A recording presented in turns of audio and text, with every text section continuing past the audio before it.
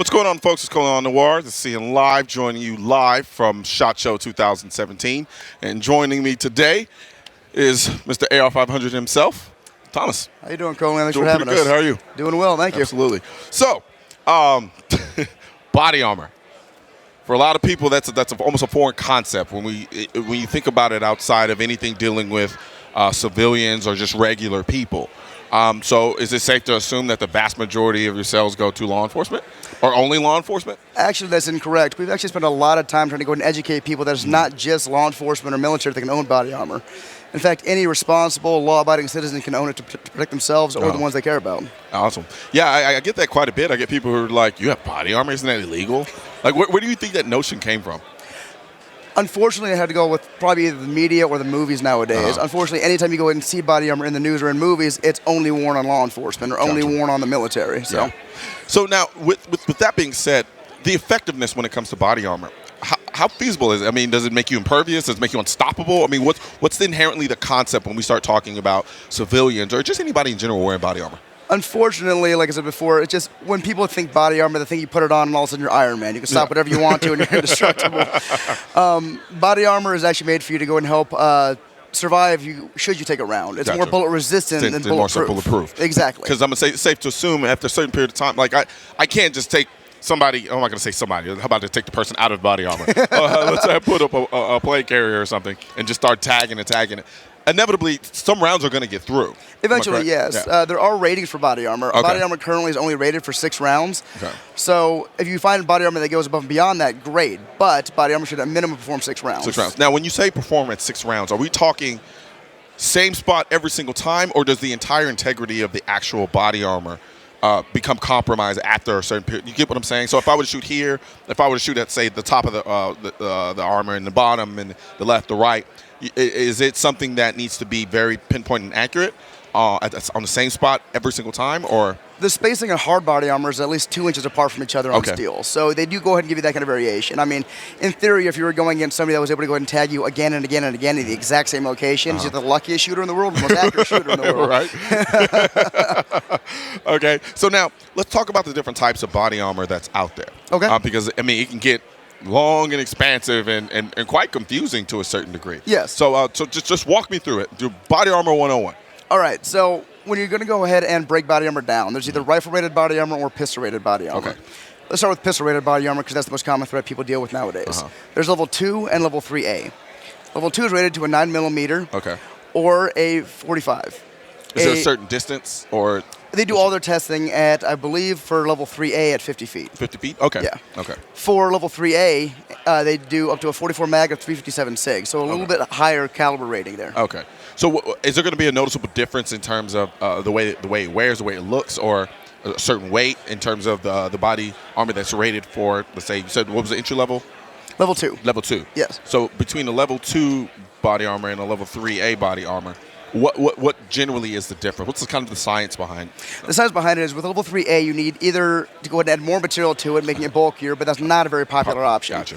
Or stronger materials. So a lot of people are investing more money into the tech they put into the armor itself, which is why 3A tends to cost more than level 2 does. Gotcha.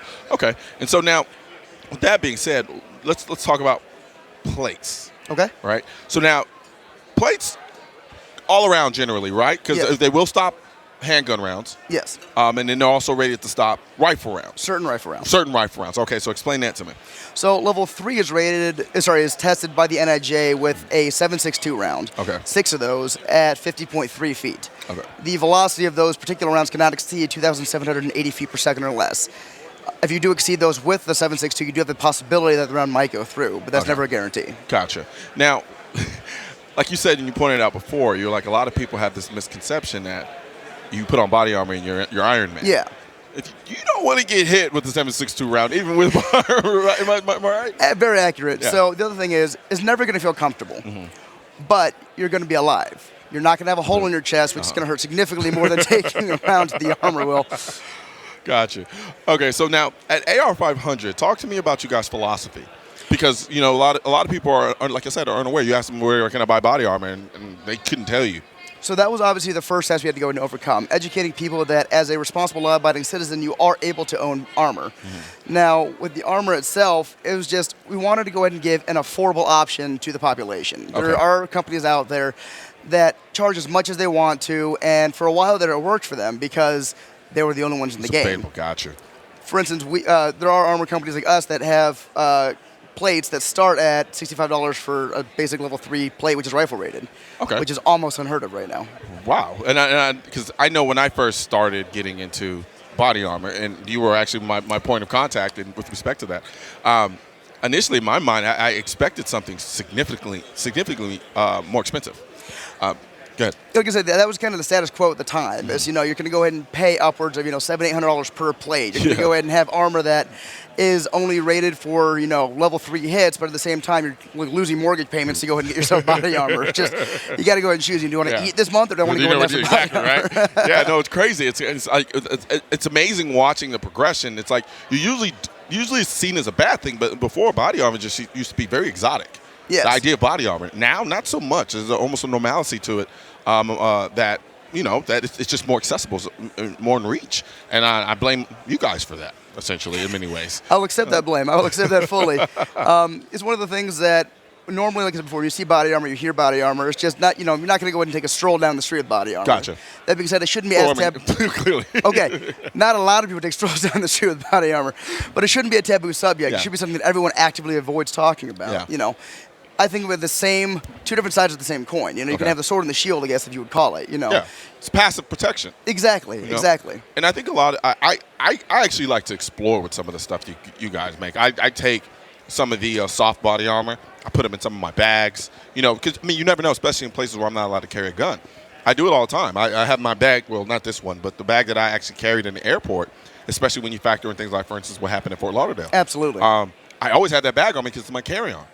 And I can't carry a gun in a lot of places that I go to, especially in the airport. And I get through security just fine.